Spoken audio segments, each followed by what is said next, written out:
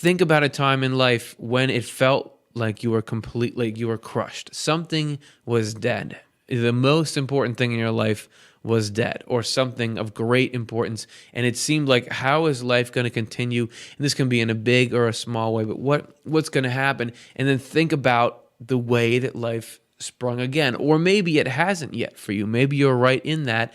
In that case, think about if any of us had never seen winter before. We didn't understand the cycles of it, and suddenly it started to get colder, and all the trees dropped their leaves, all the plants started to die. It was getting colder and colder. Water started to freeze. You would think, this is the end of the world.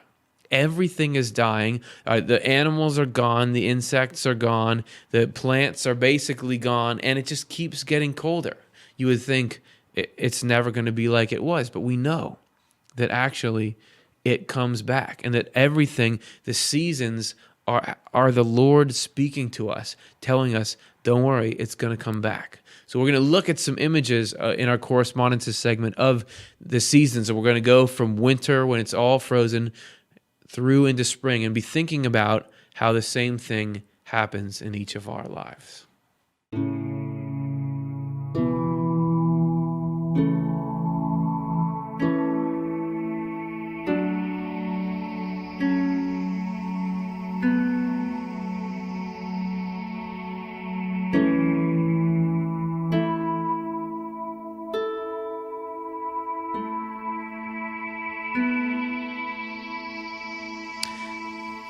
We were talking about the prisoners, because we are prisoners in our own way. We think we're trapped in negative ways of thinking. We're trapped in various kinds of hurt, various kinds of despair. You don't need me to tell you about this. You've lived a life. You know what it's like to be crushed in little and big ways. And so when we talk about this freeing of the captives, that's us that God is coming to free as well. And we're being freed from different things, but the experience, the archetypal story is the same thing, that we're trapped and there's a period of suffering, but then there is a period of liberation. The truth will set you free. That's actually true. It does set us free. In Secrets of Heaven 6854, the prisoners stand in a narrow sense for spirits held in the underground realm until the Lord's coming, which we talked about when they were taken up into heaven. In a broad sense, they stand for everyone of good intent who is essentially held captive by falsity but wants to struggle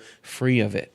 And falsity, that could be thinking that when something dies, there's not going to be a resurrection. That's a falsity. Thinking that there's not hope, that's a falsity. It doesn't seem like it, but it is, and we're trapped by those. If we saw things for how they really were, we would be freed. You would be in the mind of heaven, a place where it's all happiness. So all this suffering that we go through is because it's not that we can just break out of it. It's very real and it's very painful, but the promise is that that's the whole point of everything. That's what God is doing, is coming to free us. This is what being saved by Jesus Christ is.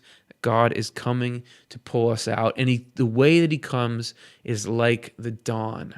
And if you think about like the cycles of the seasons are telling us something, the cycles of the days are telling us something. And it's a little hard to catch a sunrise sometimes because it happens real early. But if you see one, you can feel it.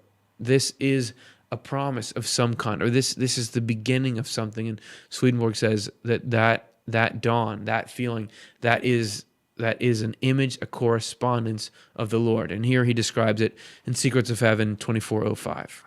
Since in its proper sense morning symbolizes the Lord, his coming, and so the arrival of his kingdom, it also symbolizes the dawn of a new religion, the church being the Lord's kingdom on earth.